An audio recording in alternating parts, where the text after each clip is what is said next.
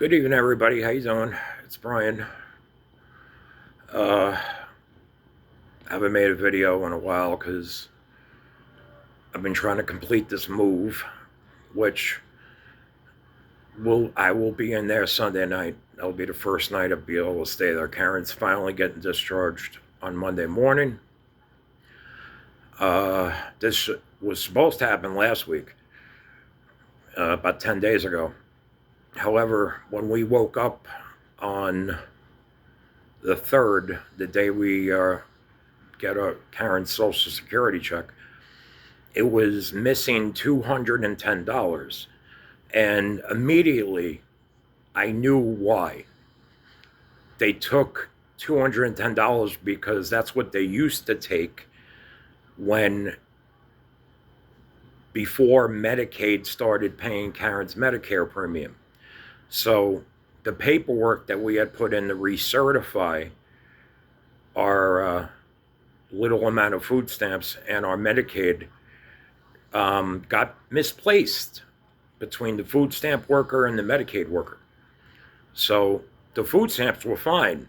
And when I saw that the food stamps were renewed, I assumed that the Medicaid was okay because never heard anything. Nobody called us and never got anything in the mail, even though the mail was very sketchy at this hotel. But so I ran around like crazy for the last 10, 11 days trying to find out why that happened, and involving a senator, involving 2 social service agencies outside of their agency. And finally, the other day, I got a phone call at 9:05 in the morning saying, "We're very sorry, Mr. Neary, your Medicaid is back on." Because what happened was they can't discharge Karen without having the ambulette be able to. The ambulette is covered by Medicaid, and the ambulette ride from the new place to the dialysis place is going to be a 45-minute ride, and she has to get up at 5 o'clock in the morning 3 times a week to do it. Now, granted, that's why we had put off the move, because we were hoping that we could have found a place closer to here in Dutchess and stay in Dutchess County, but that is going to take too long, and we are not willing to stay in this hotel any longer. It's a nightmare. It's a mess. New owners took over. The place is disgusting. They don't empty the garbage out. The Board of Health has written them up, has threatened to shut them down. The elevator has been out the last week with no end in sight about that. Thank God Karen's not here, otherwise she'd be stuck up here, which makes, thank God I moved most of the stuff, the heaviest stuff, before the elevator went out. So, in the meantime, Karen had a very bad medical scare with cysts in her endometrial wall that they found that caused her to have bleeding. She did have a biopsy on that, and thank God that that's negative. But she still does have a bladder stone, not as big as the last one, but she will be going to a urologist, the same one that took out the last bladder stone, in the next 10 days to have that removed. Thank God. And a UTI that lasted, she just stopped taking the antibiotics, so they're saying that the UTI is cured. In the meantime, the other morning, unfortunately, Karen, while she was trying to sit up in bed, fell out of bed in the nursing home and hurt her knee. They did x-rays, which thankfully came back negative, but she already has a torn meniscus in each knee. So it just added to that pain that she already has. And she's very black and blue up and down her knee and shin. But I can't wait till she gets home. And this isn't the best thing, but it's the best for right now, and I'll accept that.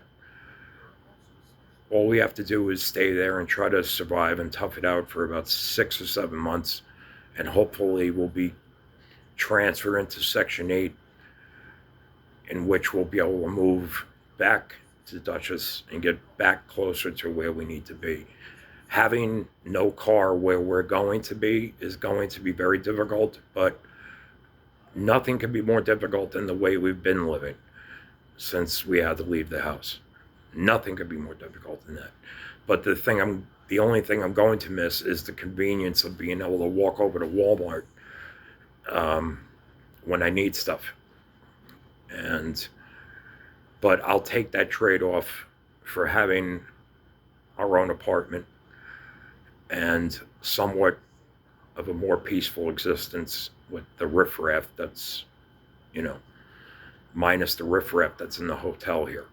Because this place has just gotten nothing but worse since the new owners took over.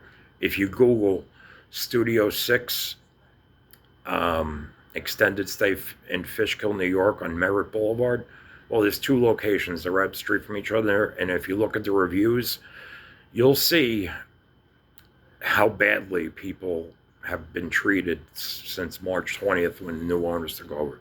It's unconscionable the way this place is being run. That's neither here nor there. But so a lot of people were concerned when I made my last video that the nursing home was going to try to keep Karen permanently. That was not ever going to be the case, because insurance, no matter what insurance you have, will only cover X amount of days for a person that has a caregiver at home, and that her treatment can be done as an outpatient. There was never a discussion about Karen being in a nursing home permanently. In fact, the place that she's in, there's 75% for people that are not going to be there permanently. That's a different type of facility for people that are going to need long-term permanent care. I'm going to do everything in my power to make sure she never has to go back to a place like that. Because as I told you in the last video, there is way too many lapses of care. There's no doctors on site. They're only reachable by phone. A nurse practitioner only comes in once every week or two, which I think is serious miscarriage of justice to the people that are residing there. I don't understand how that works. When Karen has needed diagnostic tests, they've taken days to get done. Medications that are being requested, these requests take a long time. And when you call, the social workers are not involved and do not want to talk about the medical part. They will only talk about discharge planning or anything else, but they will not discuss anything medical. That has to be done by the nursing staff. Problem is, the nursing staff changes from time to time. And to find the nurse that's in charge of Karen's case was often very difficult to do. And I had to leave message after message after message, or when I went there, they weren't there. So if you ever have to go into one of these places, God forbid, I hope none of you do, or your family members do, just make sure that you know everything there is to know about how they operate before you allow yourself or your loved one to be admitted into a place like that. And make sure there are clear goals. Make sure that the treatment that you need is going to be done. And that the wait times on diagnostic testing, medication, physician visits is not going to be something that just hangs in the air in limbo. So it's Friday night. I'm going to watch the show tonight, but got a lot to do. It's going to be a very difficult next 2 days.